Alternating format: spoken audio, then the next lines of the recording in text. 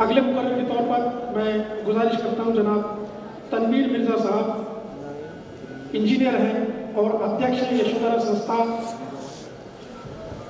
और आपकी टॉपिक, आपका सब्जेक्ट है असीमित अवसर, अपॉर्चुनिटी अनलिमिटेड। जनाब तारिक मिर्ज़ा साहब। जी, अल्हम्दुलिल्लाह रब्बिल आलमीन अर्रहमानिर रहीम। हर तरह की तारीफ सिर्फ और सिर्फ उस मालिक की जिसने हमको अशरफुल मखलूक़ात बना के भेजा और रब्बे ज़िदनी इल्मी का हमको एक विनती सिखाया कि किस तरीके से। माशाल्लाह बहुत सारी बातें हो चुकी हैं, मैं अपनी बात बहुत शॉर्ट में रखूँगा। मुबारकबाद के हकदार हैं सारे वो लोग, लेकिन ख़ास तौर पे उन स्कूलों का हमने नाम नहीं लिया जिन स्कूलों की बदौलत बच्चों ने इतनी बड़ी कामयाबी हासिल की है। और उसके अलावा उन सबसे इम्पोर्टेंट तबका जो है टीचर हमारे यहाँ बहुत अहम तबका है सर, क्योंकि डॉक्टर माशाल्लाह डॉक्टर भी थे। डॉक्टर अगर गलती करता है तो इंसान ज़मीन से 6 फुट नीचे जाता है, और पुलिस वाले, वकील, जज अगर गलती करते हैं तो इंसान 6 फुट ऊपर लटकता है। लेकिन अगर टीचर अगर गलती करता है तो पूरी की पूरी कौम जिंदगी भर लटकते रहती है, ना जिंदा रहती है ना मरती है। और उसकी हालत ये हो जाती है कि आखिर में वो पूछता है कि जीना भी हुआ, जीना है लल्लू। तो मुझे अक्सर ये सारी चीज़ों देखते हुए मुझे एक कहानी याद आती है। जब मैं बच्चों के बीच में, जब मैं पेरेंट्स के बीच में जाता हूँ तो मुझे वो एक स्कूल की, चिड़ियाओं की, परिंदों की स्कूल की कहानी याद आती है। परिंदों की एक स्कूल थी सर, जिसके अंदर में परिंदों को पढ़ाया जाता था।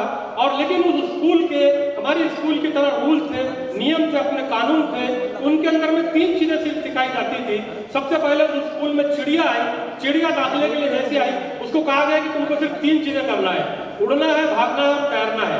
चिड़िया ने कहा उड़ना तो मुझे आता है, लेकिन भागना बड़ा मुश्किल है मेरे लिए, और तैरने जाऊंगी तो अल्लाह ही मालिक है मेरा। तो चिड़िया को फेल कर दिया गया। इस तरीके की कई चिड़ियाएं हमारे कौम के अंदर में फेल की जा रही है। उसके बाद में कौवा आया, कौवे से भी यही कहा गया कि बेटा तुम उड़ना है, भागना है और तैरना है, और वो भी किसी तरह से फेल हो गया। कोयल आई, कोयल ने कहा कि ठीक है ये कुछ चीजें मैं नहीं कर पाऊंगी, लेकिन कहीं ना कहीं मेरी आवाज़ बड़ी मीठी है, मैं पूरे माहौल को बहुत अच्छा कर देती हूँ, मेरे अंदर में एक सिफत है। तो उससे कहा गया कि नहीं नहीं नहीं, तुम्हारा रंग बड़ा काला है, तुम्हारा वो जादू हम पे नहीं चल जाएगा। ये जो कोयल थी जिसकी आवाज़ बड़ी मधुर है, हमारे ग्रामीण भाग का युवा है, जिसके अंदर में एक इंफीरियरिटी कॉम्प्लेक्स डाल दिया जाता है कि तुम्हारे पास में ये नहीं है, तुम्हारे पास में वो नहीं है। हमारा समाज, हमारा सिस्टम, उसके अंदर में ये सारी चीज़ें डाल दिया जाता है। गिलहरी आई उसके बाद में, गिलहरी को भी यही बोला गया है कि उड़ना है, भागना है और तैरना है।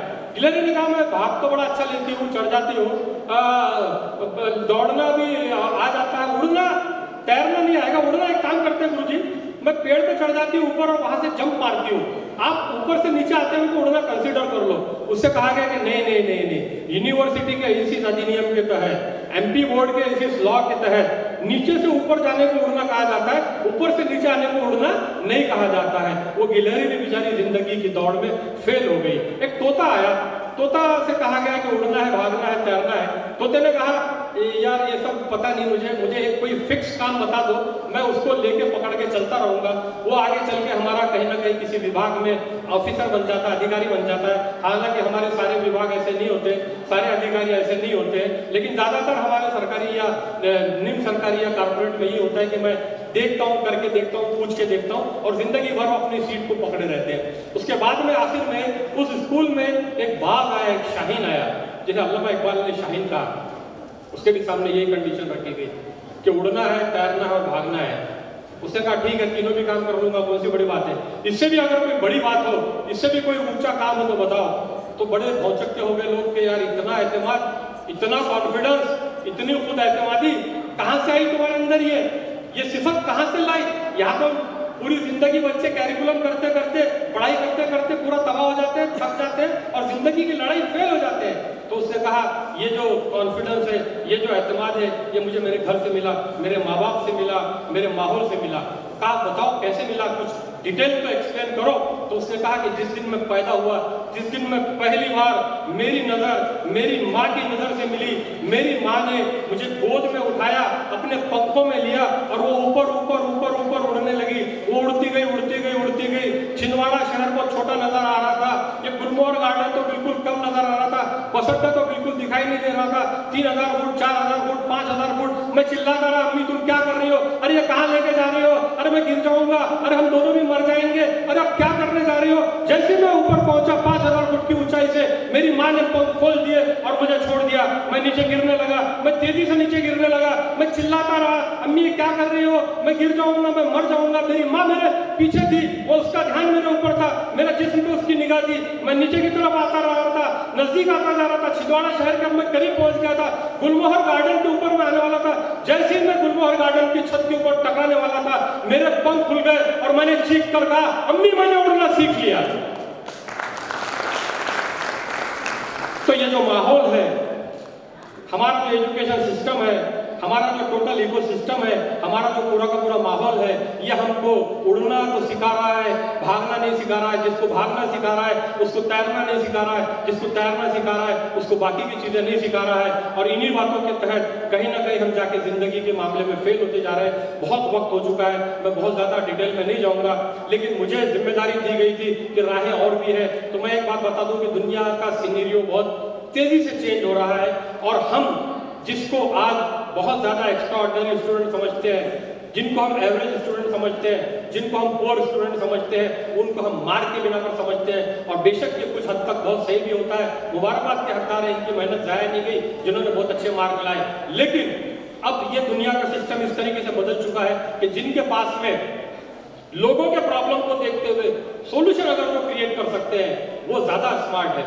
दूसरे वो लोग हैं जो लोगों के प्रॉब्लम को देखते हुए भी, दुनिया की समस्याओं को देखते हुए भी सोल्यूशन नहीं निकाल पाते हैं, खुद वो प्रॉब्लम झेलने के बाद निकालते हैं, वो एवरेज है। और तीसरा ये है कि खुद के प्रॉब्लम को देखने के बाद में भी अगर सोल्यूशन नहीं निकाल पाए तो वो सबसे निचले दर्जे के हैं, वो पुअर है। अगर हमारे किसी बच्चे का परसेंटेज बहुत अच्छा भी आता है तो जिंदगी के आगे की लड़ाई में वो टिक नहीं पाएगा, क्योंकि अभी क्रिएटिव थिंकिंग की जरूरत है, अभी एनालिसिस की जरूरत है, अभी डिजिटलाइजेशन की जरूरत है। जिस तरीके से हमारी बच्ची ने भी बताया कि सोशल मीडिया से लेके और सारी जितनी भी चीजें हैं, कहीं ना कहीं हमारी पर्सनैलिटी डेवलपमेंट करने की जरूरत है। और मैं आपको एक चीज बता दूं कि इस मुल्क की भागीदारी में, जीडीपी में अब 3 सेक्टर 4 सेक्टर मेनली हो गए हैं। मैन्युफैक्चरिंग में भले इंडस्ट्री में जिस तरीके से बताया गया कि डाउनफॉल आ गया, वाकई में डाउनफॉल आया, बांग्लादेश से भी हम लोग पीछे हो चुके हैं। लेकिन सर्विस सेक्टर एक बहुत बड़ा सेक्टर है। सर्विस सेक्टर के अंदर में बहुत सारी चीजें आती है, जिसको अगर मैं अभी वक्त नहीं है मेरे पास में कि मैं उन चीजों को बयान कर सकूं। इंफ्रास्ट्रक्चर है एक बहुत बड़ा सेक्टर है जिसमें सर्विस ओरिएंटेड चीजें लगती है। रिटेल एक बहुत बड़ा सेक्टर है। आईटी हमारे यहाँ पे एक सनशाइन बहुत बड़ा सेक्टर है। हेल्थ केयर हमारे पास में एक बहुत बड़ा, अब कोरोना के बाद में फार्मास्यूटिकल एक ऐसा सेक्टर आ गया जिसके अंदर में एक बहुत बड़ा बूम आ चुका है। डायरेक्ट सेल्स ऑर्डर जो है हमारे अंदर में, डायरेक्ट सेलिंग सेक्टर जो है कम से कम एक ही साल के अंदर में पिछले 16,000 करोड़ का पोटेंशियल वो दे चुका है। 57% अगर जीडीपी का अगर कोई ले रहा है तो सर्विस सेक्टर है। सर्विस सेक्टर के अंदर में बहुत ज्यादा जरूरत होती है स्किल ओरिएंटेड लोगों की। और अल्हम्दुलिल्लाह हम लोग वो लोग हैं, हम वो कौम है अल्हम्दुलिल्लाह कि जो ना तो बैंकों को डुबाते हैं, ना लोन लेते हैं, ना हमको रिजर्वेशन है, ना हम किसी के बात पर जाते हैं। अल्हम्दुलिल्लाह हमारी हुनरी में कदर है, हमारा स्किल ही हमारी सब कुछ है। अगर नागपुर में अगर शतरंजीपुरा अगर कहीं पे है तो वो इसलिए है क्योंकि मेरे भाई किसी जमाने में वहाँ पे शतरंजी बनाया करते थे। बुनकर आज हमारे यहाँ सबसे ज्यादा अच्छे हैं। मुरादाबाद अगर कहीं फेमस है तो कहीं ना कहीं स्टील, कहीं ना कहीं ब्रास के बर्तन हम वहाँ पे बनाते थे। फिरोजाबाद अगर कहीं फेमस है तो कहीं ना कहीं चूड़ियाँ हम लोग वहाँ बनाते थे। और ऐसे में कितने हजारों नाम ले लूँ। और अगर मैं आपको बताऊं कि अगर जोमेटो के ऊपर में, स्विगी के ऊपर में अगर एक साल में अगर 4 लाख करोड़ का अगर फूड का ऑनलाइन जोमेटो से अगर ट्रांजेक्शन हुआ है तो उसमें सबसे ज्यादा अगर कोई चीज बिकी है तो वो पिज्जा बर्गर नहीं बिका है, अल्हम्दुलिल्लाह उसके अंदर में बिरयानी बिकी है। सबसे ज्यादा ऑर्डर 70% शेयर बिरयानी का हुआ है। लेकिन हम उसको, उस हुनर को, उस स्किल को टीवी शो में नहीं कन्वर्ट कर पाए।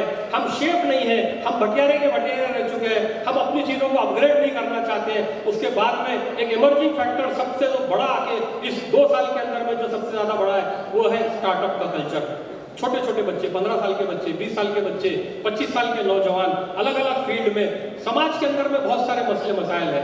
अगर हम मसलों पर अगर डिस्कशन करना चाहें तो यहाँ पे 5 दिन भी कम पड़ेंगे और 500 स्पीकर भी कम पड़ेंगे, इतने सोसाइटी में मसले हैं। लेकिन उन मसलों का सोल्यूशन, एक नया इकोसिस्टम इस कंट्री के अंदर में डेवलप होते जा रहा है, एक नया माहौल डेवलप होते जा रहा है। टेक्नोलॉजी ने उसको बहुत ज्यादा सपोर्ट किया है।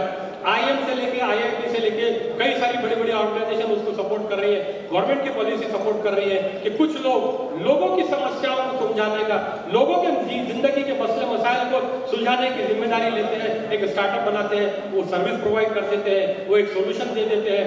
हजारों स्टार्टअप तैयार हो गए हैं और इंडिया एक ऐसा यूनिक कंट्री है जो वर्ल्ड में तीसरे नंबर पे आ चुका है, चौथे नंबर से ज्यादा तीसरे नंबर पे आ चुका है। इनोवेशन के अंदर में बहुत ज्यादा स्कोप है। कभी इंशाल्लाह वक्त मिला तो बताएंगे जरूर।